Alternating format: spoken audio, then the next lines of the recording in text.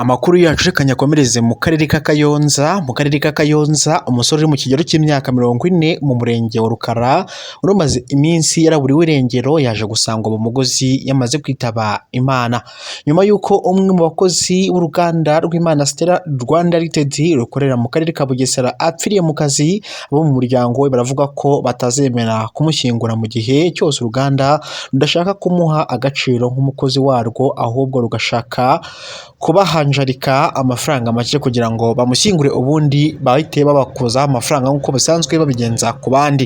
Ndetse abagabo babiri nabo bishe abagore babo bashinjijwe imbere y'urukiko bashinjwa ibyaha bakoze, harimo umwe w'imyaka 25 n'undi w'imyaka 40.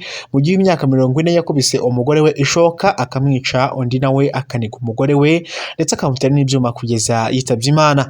Mu karere ka Gakenke naho muri uyu mwaka 2025 hatangijwe umushinga wo kubaka ibitaro. Ubuyobozi bw'akarere ka Gakenke bwatangaje ko bizuzura bitwaye miliyari 1 na miliyoni zisaga 235 z'amafaranga y'u Rwanda.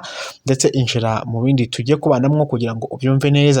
Hari abaturage bo mu karere ka Rulindo ndetse binubira imbaraga bita iz'umurengera zikoreshwa mu kubakwaho ubucukuzi bw'amabuye y'agaciro, kubakekwaho ubucukuzi bw'amabuye y'agaciro bazwi nk'abapari, ndetse bagasaba ko hashyirwaho uburyo bwo gufata bagashyikirizwa inzego zibishinzwe budahutaje abandi, kuko hari ababirenganiramo mu mukwabu ndetse ugasanga nabo batwaye babashinja ubwo bucukuzi bw'amabuye y'agaciro kandi ntabwo bakora muri rusange.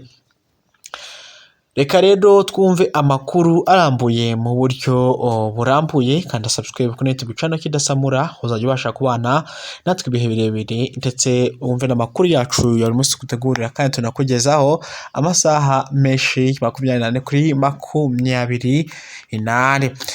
Mu buryo burambuye rero reka banze ntihanganisha umuryango wa Madame cyangwa se umubyeyi Ingabire Maria Immaculée witabye Imana, ndetse amakuru akaba yamenyekanye ku itariki 9 z'ukwezi kwa 10 2025. Uyu rero Ingabire Immaculée yitabye Imana yari umwe mu bagore bazwi cyane mu Rwanda kubera uruhare rwe mu kurwanya ruswa n'akarengane, akaba umuyobozi w'umuryango urwanya ruswa n'akarengane Transparency International Rwanda. Yapfuye ku munsi w'ejo nibwo amakuru yamenyekanye.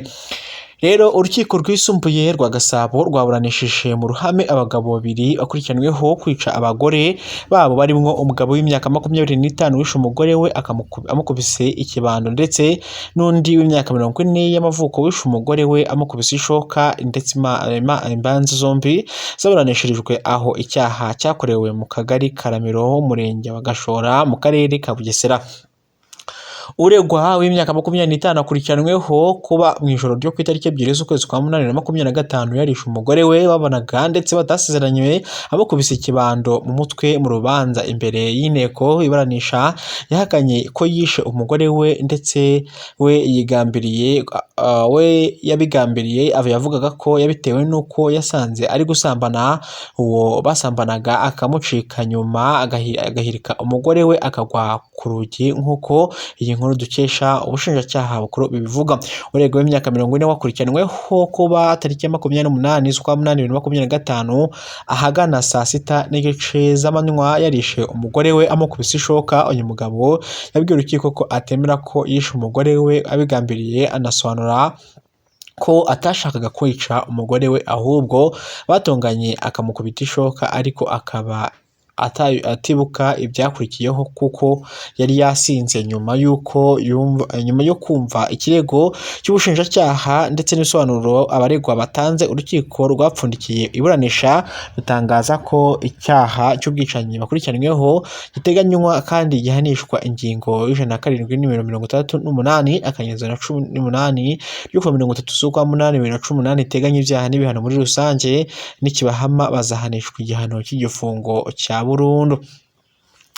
ngayo nguko abatuye mu mudugudu w'abatishoboye wa Gashinya bari mu murenge wa Nduba mu karere ka Gasabo baravuga ko bamaze igihe kirekire bisa naho ubuyobozi bw'umurenge bwafungiye byose nyuma yo kuba banze gufasha ubufasha bwari bwaratanzwe n'umuterankunga kuko ngo babonaga ibyo bagenewe atari byo ubuyobozi bushaka kubashikiriza, bityo bituma banga ibyo ngibyo, bituma rero bavuga ko batabishaka. Rero bisa nkaho ubuyobozi bwese bapfungira amazi n'umuriro bukanga no kubaha na serivisi muri rusange.